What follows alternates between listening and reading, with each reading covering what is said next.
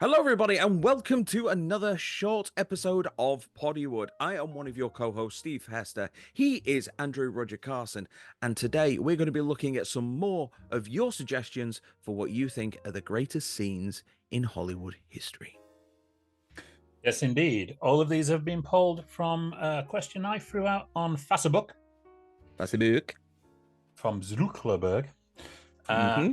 And you came back to say, I think this is the greatest scene in cinema history. So for once, we're actually getting it from the people. You're not having one of these magazines that just drum out the same old movies. So we could have some wild cards in there. You never know. Yes. So we'll start with you, Steve. Okay. Who has been recommending what? Okay. Well, this suggestion comes from Stu Locke, so thank you very Oh, much, hi, Stu. Stu. And it comes from this is a favorite movie of both of ours. This is Blade Runner, and Oh, this yes. is Roy Batty's final speech on the Oh, rooftop. I'm taking it without the voiceover. Yes, without the voiceover, definitely. I think the movie works far better without the voiceover. Yes, everyone does. Um, but yeah, just the weight of the moment. You've gone from this homicidal robot suddenly saves a man, and then while he's on the rooftop, he shares his final dying moment with him. And this wonderful realization which affects all of us, that the lifespan that we have and all the stories that are contained within us will just vanish when we die. It's a very, very deep philosophical point in a very deep and philosophical movie, and it's an astonishing performance, especially when you realize that most of it was apparently improvised. How much of By it Rutger was, Hauer I don't know. himself, yes. He Yeah, just wanted to try something and it worked. And it has incredibly become well. iconic. I saw this film as a child and I only saw Mm. the last 20 minutes. So I saw all of the chase through the house and that end scene. And unfortunately, it had the happy ending on it. This scene is probably one of the most beautiful moments ever put in film in every single sense. You know, the music, the cinematography, the Mm. lighting, everything about it is perfect. Obviously, we had Gillian. Gillian also did a nice cleanup for the final cut on Hi, the edit Gillian. on that. Hi, Gillian. Yeah, for the We final miss cut. you. We really miss you. Um, it would be hard pressed for anybody not to include Blade Runner in a greatest scenes list. And there are Yeah. many great scenes, but this one, just that, it's a beautiful moment of just wanting to share, you know, the entire specialness of your life with somebody, and for it not to be lost. All those moments will be lost in time, like tears in rain. Then you've got this, like you say, the music, though, incredible Vangelis score going over the top of it. It just, something about it just reaches deep inside you and just grabs a hold. Yeah, it is cinematic perfection. Great choice, Stuart. Yep, absolutely. Next up, we have, oh, this is a classic. It's The Wizard of Oz. It's Dorothy opening the door for the first time, and this comes from Adam Smith. So thank you, Adam, for Adam the sele- Wolfman. Nice. this is a classic. It cannot be overstated just how much of an impact this movie in general, but this scene had on the I know, and audiences at the time. it's not even going from black and white into color. It's going from sepia tone Yeah, into technicolor yeah. in one glorious shot of opening a door and then panning through into this world. Absolutely phenomenal. You know, I've seen that done since I saw that done in Kafka, the Jeremy Irons movie, in 1992, I think it was. And that's true. As soon as I saw it, I was like, that's so Wizard of Oz. But I mean, it's probably, I think it's been voted by so many movie people as probably among one of the greatest movies of all time. It's hard to dispute, you know, Yeah. whether you do have suicidal dwarfs or not.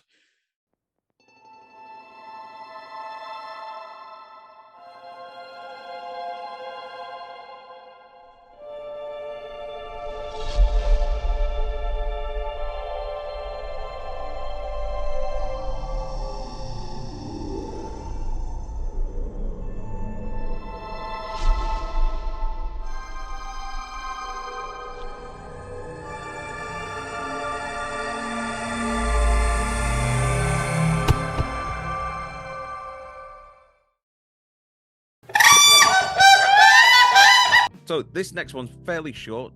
It's from Helena Coburn. Oh, beautiful. And this is the big mistake, huge scene from Pretty Woman, which I haven't seen in a very long time. I haven't seen it in a very long time, but I know exactly the scene that you're on about. Yes. So this is the one. Obviously, she goes dressed in her street clothes into a place to buy the dress for the Some evening. like Rodeo Drive or somewhere like that, isn't it? Yes, yeah. And gets properly snubbed out by the people there, and then she comes back later in all of her get up, just walks in there and really lets the shop owners have it.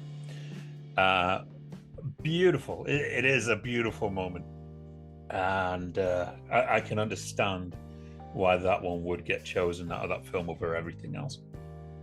For some reason, I did rewatch this the other day. For some reason, I honestly could see Anne Hathaway doing that role now. Yes. So when she's in that outfit, it kind of reminds me of something that she'd like wear in something like The Dark Knight Rises or in Devil Wears Prada. Yeah, Pretty Woman, it has an amazing story because the script for that was incredibly dark and it just got Disneyfied. He ditches her at the end, doesn't he? That was supposed to be the original ending. He basically ditches her at the end and she goes back. Ditches her and she had a major like cocaine or drug or heroin addiction or something like that. It's like, that's so Hollywood. That's so Hollywood. That's actually Hollywood Boulevard, but you know, that's so Hollywood. Great choice, Helena, and thank you so much for sending that in. Okay, so yes. What's yours? Come to mine. Yes. Ooh, kind of diverse here, but we're going for some oldies. We're going to start off Joe Anderson, who is a director. He directed Albino Farm, which was a horror movie with Chris Jericho in it, funnily enough. He says the sharing the phone scene in It's a Wonderful Life. I want to do what I want to do. And you're... George. Oh, yet again, I've never seen A Wonderful Life. What? You've never seen it. I know, Yeah. I know. I'm constantly letting you down, but I've never seen this one. It's in the box, people. It's in the box. Don't send letters. All right, it is in the box. This has been called the most inspirational film of all time, the number one feel-good movie of all time, and it's true. But I don't feel you should watch it at any time other than Christmas. Even though it's not a Christmas set movie, it just has the end of the movie is set at Christmas. But I do agree, It's a Wonderful Life. I kind of prefer the whole running through the town, shouting Merry Christmas to everyone. That was also featured in Gremlins, which is where no doubt all of us first saw it. Yeah. But I do believe that the sharing the phone scene is, it is a wonderful piece of performance there. So a double one here. So Ry Barrett once again chimed in on this one, as well as another director by the name of Lance Mungia. Lance directed The Crow, Wicked Prayer, and also Six String Samurai. Absolute classic. If you've not seen it, you've got to hunt it down. They both put the I could have done more from Schindler's List. Wow, we're back to Steven Spielberg and his downer phase of the 90s. You thought Temple of Doom was dark. Yes. The end of Schindler's List, where Liam Neeson realizes, he spent all of his money on wealth and all of this, and he realizes that there's so many more people that he could have saved the way he did if he had not spent his money on all of these things. Beautiful. It is such a beautifully acted scene, so traumatic. I could have gone one more person, and I didn't. I didn't. It's a strong scene. Yeah, I think I'm probably going to completely butcher this phrase, but I remember hearing a phrase that even if you save just one person, you save an entire world. Yeah. And it's a haunting movie. It really is. And I was making a joke about Spielberg's dark period, but it's definitely something which does make you stop and think and properly reevaluate what is important. So yeah, great choice. Yes, absolutely fantastic choice. And I have another guy here, an actor that I'm going to bring him on the show one day. I think he's going to have a fantastic story to tell. He's an actor by the name of Dwayne Sharp. And Hi, Dwayne Dwayne. Sharp, hi Dwayne. He threw out a whole bunch of them, but due to the amount of ones we had to work with, I thought, okay, I'm going to choose the one he chose first, because that was obviously the one that was at the forefront of his mind. And he chose George C. Scott's opening monologue from Patton. My God, I actually pity those poor bastards we're going up against. By God, I do. I have seen this parodied so many times, So many including times. by Sheriff Buford T. Justice at the beginning of Smokey and the Bandit 3. Also by Dominic West as Jigsaw in Punisher Warzone. Yeah, But, you've not lived until you've seen it parodied by the Jackass guys who come onto stage wearing no pants. Yes. George C. Scott was probably one of the finest actors of his generation. Really was. And painfully left off a lot of great performance lists. But here, we're glad to add him with this great opening monologue. When you put your hand into a bunch of goo that a moment before was your best friend's face, you know what to do. Back over to me for a couple more. We've got LCC. Oh, LCC? Elsie. Yeah. Yes. Who's brought up a scene which traumatized anybody that was a child in the 1980s. And this Is Johnny is the... Five dying in Short Circuit 2? No, it's even worse. It's Artax dying in the mud in the Never-Ending Story. Oh, Elsie, you fucking sadist. Why would you class that as one of the greatest scenes of all time? That's trauma. I think that's the reason why she has, because it is a scene that when you're a little kid, you don't picture anything like that. And then to see something like this is heart-wrenching, and it stays with you. And the whole scene is just, oh God, it gets right under your skin in just like the worst possible way. So I imagine your parents like leaving you with a couple of videos for the afternoon. Oh, it'll be fine here. I'll just give him a Never-Ending Story and Superman 3. You'll be absolutely fine. Yeah. And one thing that he does really point out is, and this is something that they don't do with family films anymore. They don't have this negative message anymore. They don't have, everything is so clean and safe and sanitized. Yeah. That you occasionally you need something like this when you're a kid. You need something like Johnny Five dying, or even like Optimus Prime dying in Transformers the movie. That was another one. True. When you're a little kid, it just kind of stays with you. You need that kind of thing because you need to be alert to the realities of life when you're a little kid, and this is one of them. That the things that you care about will be taken from you. God, we're on a downer this week, aren't we? We are. I'm surprised you didn't throw in that Ewok dying in Return of the Jedi. Oh no. Okay, what else we got? Make myself a rug out of them. Now, Darren James came up with this one, and this is a brilliant suggestion. Absolutely fantastic. This is the French farmhouse scene in Inglourious Bastards. Oh, beautiful. This is such a tense scene right from the very off, but it's done so playfully. Yes. How accommodating. Oh, yes. No, would you mind if I also smoke my pipe? Oh, yes. Hello. Yeah. Yeah. I can't even put this one into words because it's so perfectly done. It is just so sadistic without being sadistic. It's friendly, but being so dangerous at the same time. And it's so wonderfully performed. This was in the time where Tarantino was just kind of going through his genres. I don't think he's made a film set in the present day since. No. So you had Inglourious Bastards, you had Django Unchained, you had The Eightful Eight, Once Upon a Time in Hollywood, which was the late 1960s, 60s, 70s. Yeah, 1960s, 70s. Yeah. You know, and he rarely disappoints, unless you watch Four Rooms, I guess. This scene is one of his best. I think it can go right up there with the Christopher Walken, Dennis Hopper scene for the verbal sparring. Yeah. Okay, what else we got?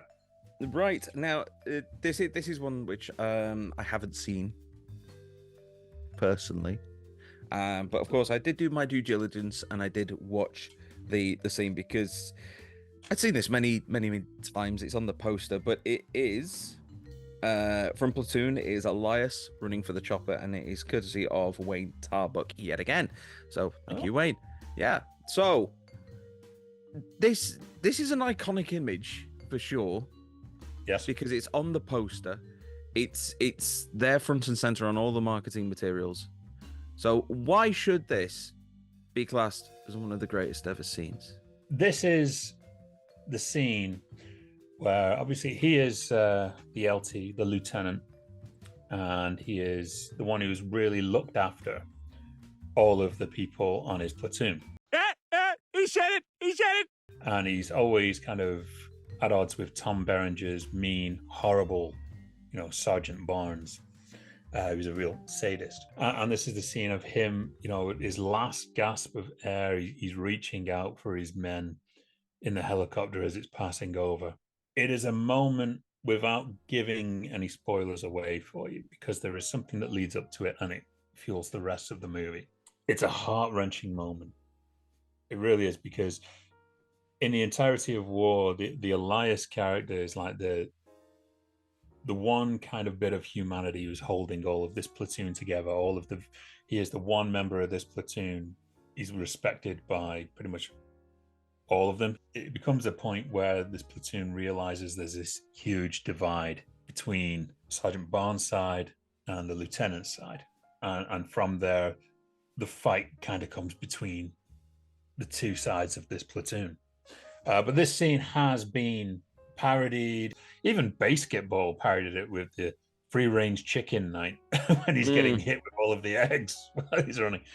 But it's a very, very powerful scene and very well worth being put on this list. So thank you very much, Wayne. Okay. Right. So you've got a couple more, haven't you? I do. Okay. Oh, God. So this one comes from Nathan Hawkins. I believe a stuntman. And this is an impressive stunt, if anything. He's chosen the Goodbye Horses scene from The Silence of the Lambs. Oh, good. Not the one from Jay and Silent Bob or Clerks or whatever it was. Ted Levine tucking his junk between his legs in a kind of transgendery moment of what he would look like without his junk whilst dancing to Goodbye Horses. Yeah, it's a disturbing moment even without the rest of the implications as to why he's wearing human skin. Yes. And I think the people who sang that song have never gotten over that. Well, funnily enough, you mentioned that Q Lazarus got a lot of fame because of the song being used in that scene, and I didn't realize it, but in Philadelphia, because I watched Philadelphia again recently, they are the band who are performing at their like costume party, and so right, okay, yeah. So they did actually appear on camera, so they must have got good in with Mr. Demi. It's a creepy scene. It was an improv scene yet again, from what I remember, and Ted Levine, he was just a wonderfully creepy, horrible, disgusting character who apparently got on really, really well with the girl that he had kept up in his cellar. Apparently the two of them got on really, really well, and she was finding it hard at times to be afraid of him on set. So, yeah. As long as he wasn't finding it hard while he was tucking it between his legs. Okay. It's not easily done, I'll tell you that for nothing. Yet another Poddywood guest came up with our next one. David Marciano. Hey! Hello, How David. you doing, David? He has chimed in for the scene from Boogie Nights with the firecrackers being thrown at Alfred Molina's house. Okay, now I have seen Boogie Nights, but you're going to have to remind me of this one because it's been some time since I've seen it. I can't remember it too well. He and Thomas Jane end up going to Alfred Molina's house. And I think Alfred Molina I think he's a drug dealer or something like that. I haven't seen it in a while myself. I've got to revisit it. And what unfolds is just a complete shootout terror. There's a guy there who is just throwing firecrackers in the apartment, and Alfred Molina starts going nuts with a sonar shotgun. And Yeah, I remember it now. Yeah. There's a fantastic part in that entire scene where it just holds on Mark Wahlberg, just as this scene's unfolding, and he's just staring, and it just takes this long, like, focus and close in on him. And the scene, it feels like it doesn't end, it just goes on. And it's that moment where Mark Wahlberg's character, Dirk Diggler, he just realizes how far he's fallen and where he's at, and then he wants to make the decision to, like, get out of there. But it stays on him for a good amount of time, while this realization in his face, this still shot of him, it's freaking amazing and so competently done. A lot of people have been uncomfortable with just like, what's going on? Why is this just, staying on this guy for so long? But when you're really into the story and you followed it for that long, it's beautifully delivered. It's Cosmo. It's Chinese. Okay, this one comes from John Alcott. And John Alcott's actually chosen a great one. Thanks for this one, John. So this is from Norman Jewison's movie And Justice for All. And he says, there's a moment with Al Pacino where he confronts another lawyer outside and just asking him, don't you care? Because something has happened when this lawyer was supposed to fill in for Al Pacino, who was also a lawyer. And it ended up with his client going to prison, and this client hung himself. Al Pacino is just having a confrontation with this guy, and it's one of the greatest moments of acting I've ever seen. It really is. Anyone who thinks Al Pacino is becoming a parody of himself, go back and watch this film from 1979. And with that scene in particular, it's possibly one of the most authentic confrontation scenes, and a guy just breaking and reaching his limit because he failed his client. Incredible, and an incredible movie as well. Very underrated. So it's got nothing to do with the Metallica album by the same name? No. Okay, good. Just Not clearing that I that one up. No, good. Okay, so what have you got to kind of wrap us up? Okay, well, I've got two more to go off. Wayne Tarbuck shows up yet again.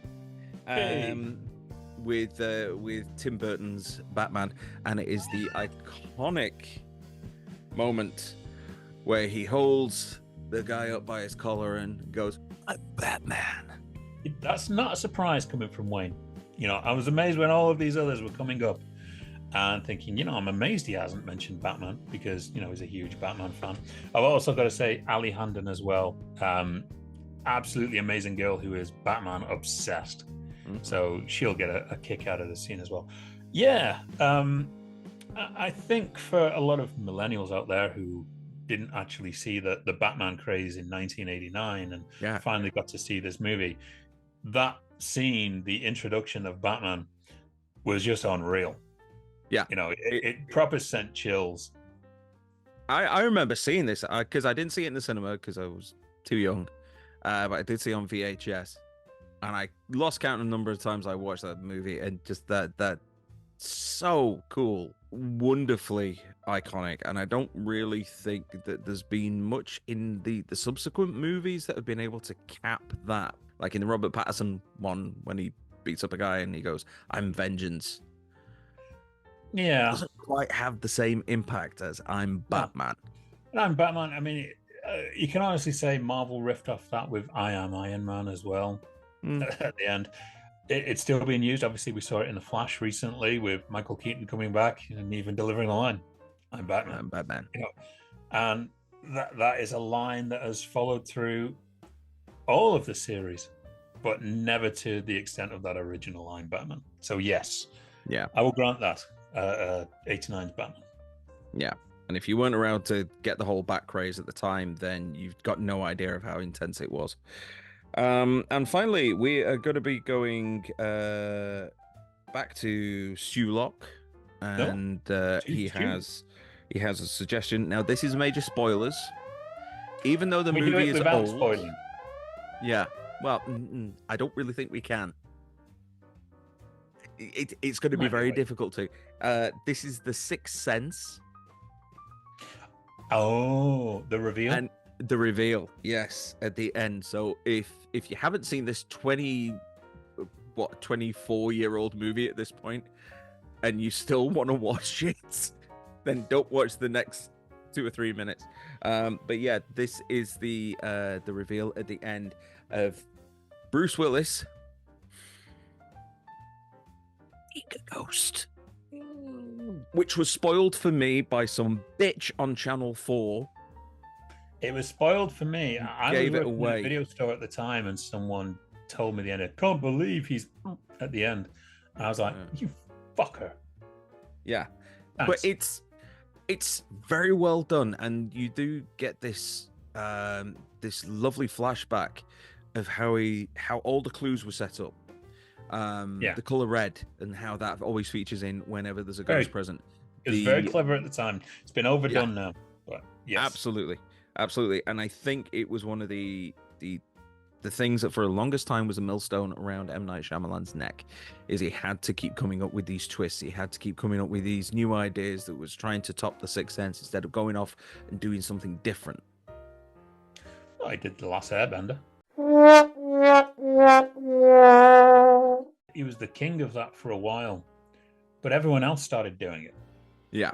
And it just drowned the market out. And to the point now, I've seen his recent stuff like Knock at the Cabin, things like that.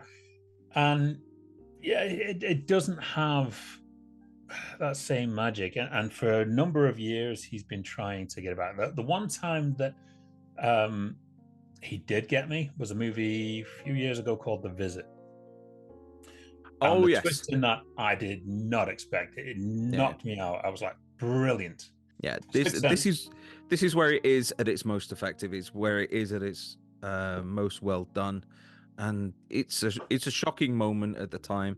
Which even if you still know it's coming, it's done incredibly well. Okay. Well, actually, no, there is one more. Oh, there is one more. Yes. I mean, how can we talk about greater scenes without talking about this scene? No. We never forget about this scene.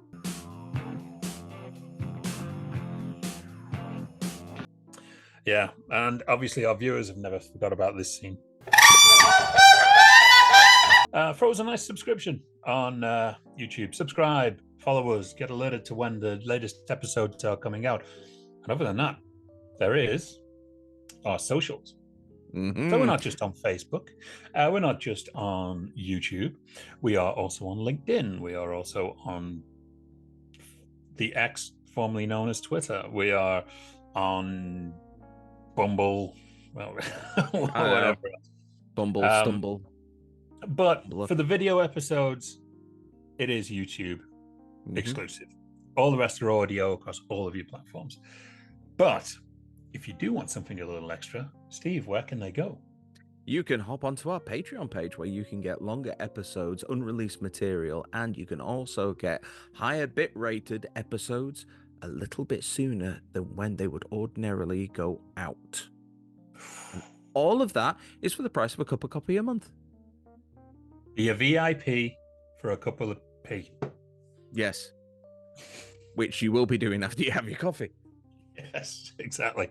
Well, thank you, absolutely everybody over these last 2 episodes who have let us know what their favorite scenes are. No, this is not the critics poll. This is not your IMDb poll. This is your poll. So you've told us what your scenes are. We're back to movie nights again on that one, aren't we? We are going to be back with our regular 2-man show, where we will be discussing the What's in the Box as well as the anniversaries and everything else. We also have some guests lined up. So hit the subscribe, follow us, know when they are coming out. Yes. In the meantime, it is a goodbye from me. And trying to wave with my eyebrows. And a goodbye from me. All right.